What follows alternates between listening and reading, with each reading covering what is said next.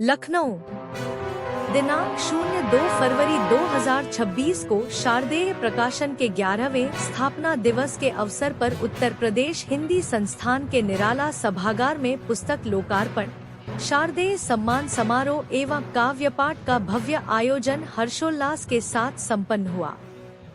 कार्यक्रम का शुभारंभ काव्या समूह की सहएडमिन अमिता मिश्रा के स्वागत वक्तव्य एवं सुश्री मनु राय की वाणी वंदना से हुआ। मां शारदा के जन्मदिन पर आयोजित इस साहित्यिक समारोह की अध्यक्षता श्री धनंजय सिंह ने की। मंच पर संरक्षक शारदा लाल जी, मुख्य अतिथि डॉ विश्वंभर शुक्ल तथा विशिष्ट अतिथि श्रीमती नमिता उपाध्याय, डॉ मिथिलेश दीक्षित एवं डॉ मीनू खरे उपस्थित रहे। समारोह में डॉ बलवंत सिंह को कृष्णा श्री सम्मान, सुश्री प्रगति शंकर को शारदेय श्रेष्ठ शिक्षक सम्मान तथा सुश्री इला शर्मा को शारदेय श्रेष्ठ छात्र सम्मान से सम्मानित किया गया। इस अवसर पर काव्य संग्रह काव्य कंचन, जर्मन लोक कथाओं पर आधारित शिप्रा चतुर्वेदी की अनुवाद पुस्तक एवं निवेदिता श्रीकृत पुस्तक दशमेश पिता गुरु गोविंद सिंह जी का लोकार्पण मंचासीन अतिथियों द्वारा किया गया। डॉ शोभा वाजपेयी एवं रेणु छाबड़ा ने संबंधित पुस्तकों की समीक्षाएं प्रस्तुत की। काव्यपाठ सत्र में स्वर्णिका कीर्ति, सौरभ अवस्थी, सुरभि सिंह, मंजुल मंजर लखनवी, मुकेश मिश्र, विपिन मलिहाबादी एवं डॉ बलवंत सिंह की रचनाओं ने श्रोताओं को मंत्रमुग्ध किया। अध्यक्ष डॉ धनंजय सिंह के काव्यपाठ तथा सुश्री अर्पिता व प्रेरणा गौड़ के गीत प्रस्तुतिकरण के साथ कार्यक्रम ने ऊंचाई प्राप्त की। संचालन सुश्री अलका प्रमोद एवं निवेदिता श्री ने किया, जबकि धन्यवाद ज्ञापन श्री विजयराज जी ने दिया। कार्यक्रम का समापन राष्ट्रगान के साथ हुआ। इस अवसर पर शारदेय प्रकाशन की पुस्तकों की बिक्री भी उल्लेखनीय रही। जीवन जीते तो हैं, पर उसका कोई मैनुअल तो होता नहीं है, तो कुछ सीखा नहीं हुआ होता है। जैसे जैसे अनुभव होते जाते हैं उस तरीके से अपने जीवन को हम जीवन में ढलते जाते हैं, कभी अपने को ढालते जाते हैं। एक सफर की तरह दिखता है। जीवन जीने की कला जो है, इसके फाउंडर गुरुदेव श्री श्री रविशंकर है और इसमें बहुत सुंदर सुदर्शन क्रिया, एक ब्रीदिंग टेक्निक होती है जिसके द्वारा आप पूरी तरीके से आप जान पाते हो कि आप जीवन को किस तरीके से जिए। क्योंकि एक तो होता है कट रही है वाला, कभी कभी मैं फोन करती हूँ किसी को, क्या हाल है, तो सामने वाला कहते कट रही है।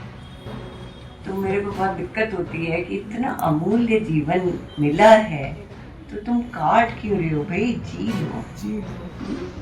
तो इसमें हम लोग यही सिखाते हैं और निवेदिता जी से मेरा इसी संदर्भ में परिचय हुआ और बहुत सुंदर, मुझे पता भी नहीं था शी इज सो टैलेंटेड।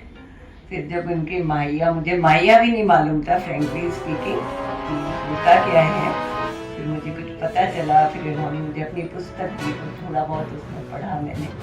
तो इतनी टैलेंटेड है ये और इतना सुंदर इन्होंने, फिर हमें ट्रेन यात्रा में हम आ रहे थे तो बहुत हमारा सबका मनोरंजन करा।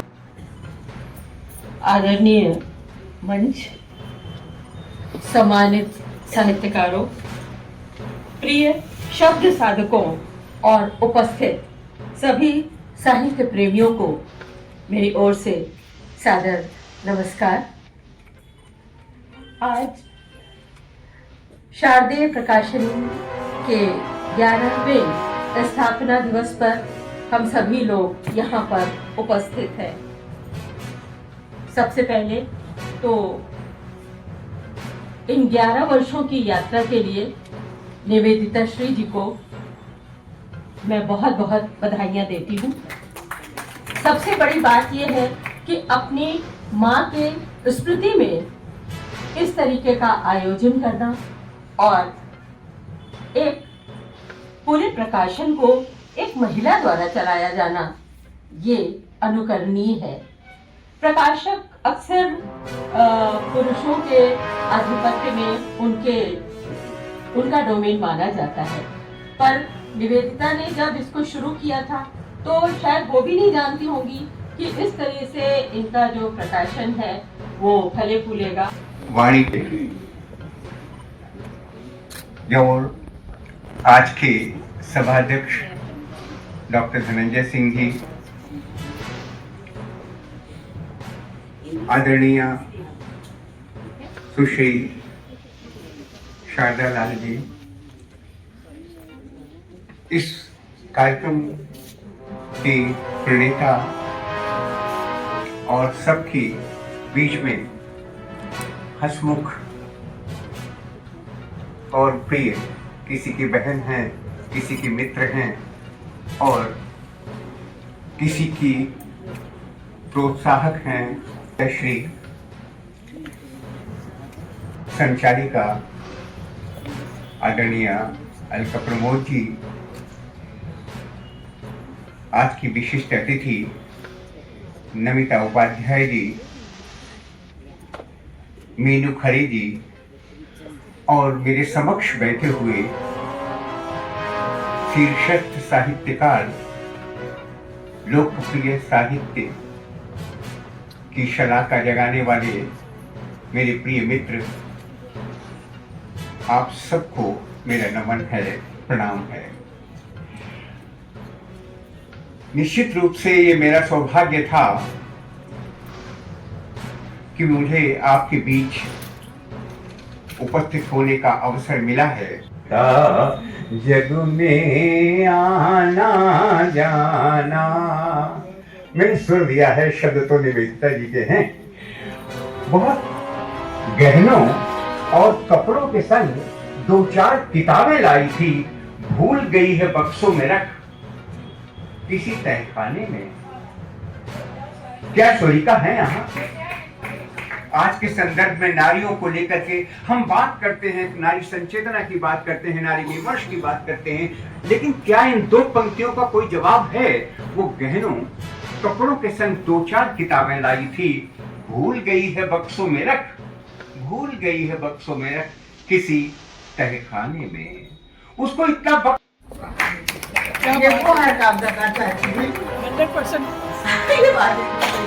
इसलिए मैं इनको बहुत बहुत शुभकामनाएं, बहुत बहुत आशीर्वाद मैं इनको देती हूँ।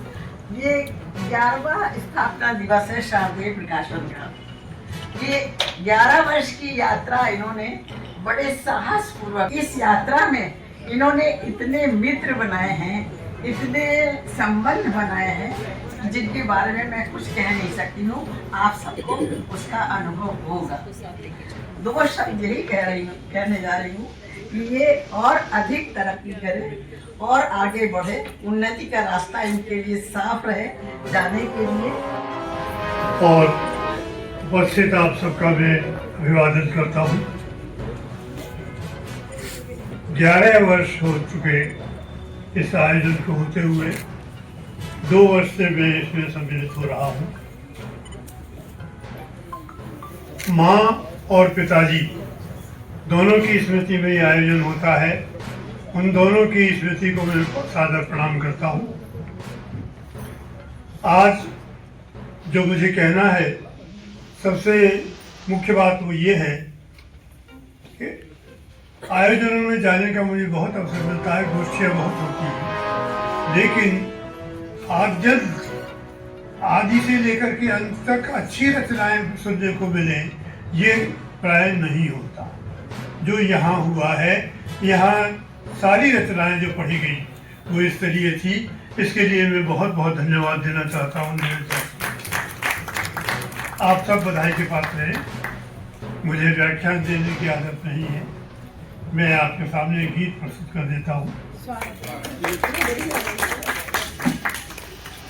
को छू कर देखे फिर चीर शून्य को प्राणों का संगीत गुंजाने की, निबिड़ असंभव को संभव कैसे कोई कर दे, निपट असंभव को संभव कैसे कोई कर दे, निबिड़ रात्रि में इंद्रधनुष कैसे खिल पाएगा। सारे जहां से अच्छा हिंदुस्तान हमारा हमारा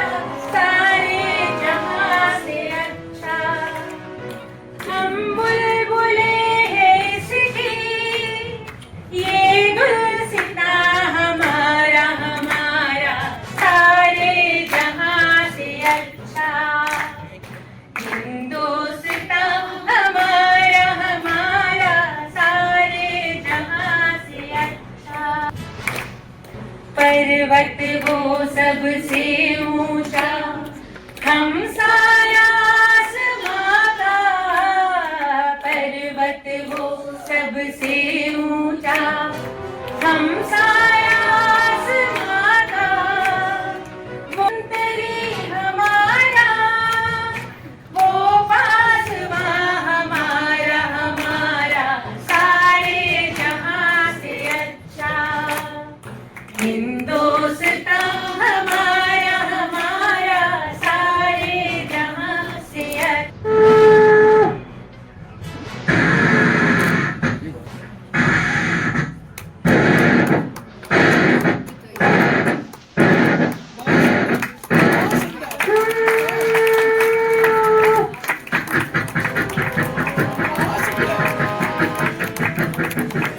जब पुल से गुजरती है उसको भी महसूस कर लीजिए।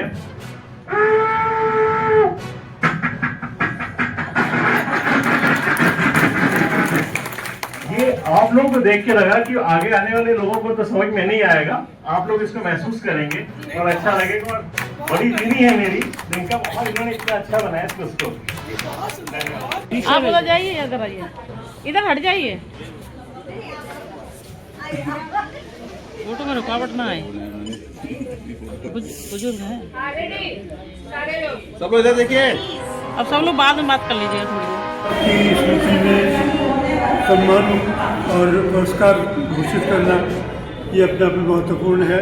बड़ों को आदर देने का कार्यक्रम है। इस आयोजन में आकर के मुझे सबसे अच्छा ये लगा कि मैं और आयोजनों में जाता हूँ, वहाँ सभी रचनाएँ समृद्ध नहीं होती। यहाँ आकर के मुझे लगा कि सारी की सारी रचनाएँ एक से एक बढ़कर के थी। बहुत अच्छी लगा, बहुत अच्छा लगा। मैं सबको बधाई देना चाहता हूँ। जैसा कि आपने गीत प्रस्तुत किए हैं जी कार्यक्रम में, जी, उस गीत के लिए क्या कहना चाहिए? मतलब गीत सुना दीजिए कोई अच्छा सा जो प्रस्तुति आपने किया था।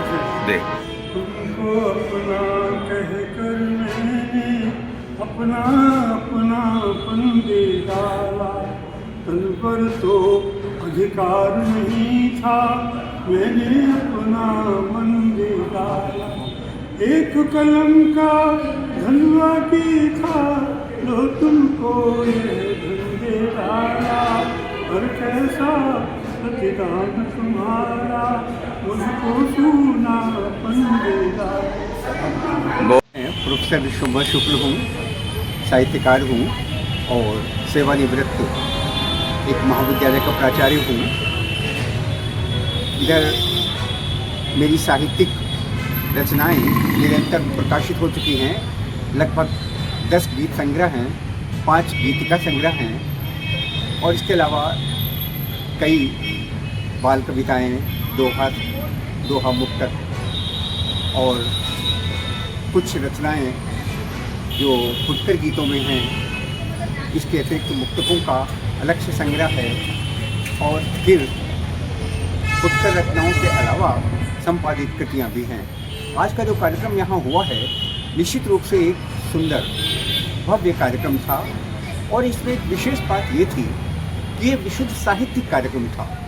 कोई प्रचार का कोई ऐसा शोषा इसमें नहीं था जिसमें कभी कभी ऐसा लगता है कि लोग आत्म प्रचार या आत्ममुग्ध होकर चीज़ को आगे बढ़ाना चाहते हैं। ये एक शुद्ध साहित्यिक कार्यक्रम था जिसमें दूर दूर से जो लोग आए उनकी रचनाओं को सुना गया।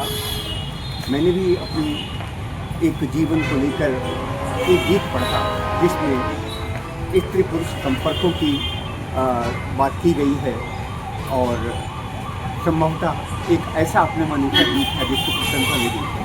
मैं बहुत बहुत शुभकामनाएं देता हूँ निवेदिता श्री को और आपको भी जिन्होंने मेरा ये विचार रिकॉर्ड किया। आप दोनों का बहुत बहुत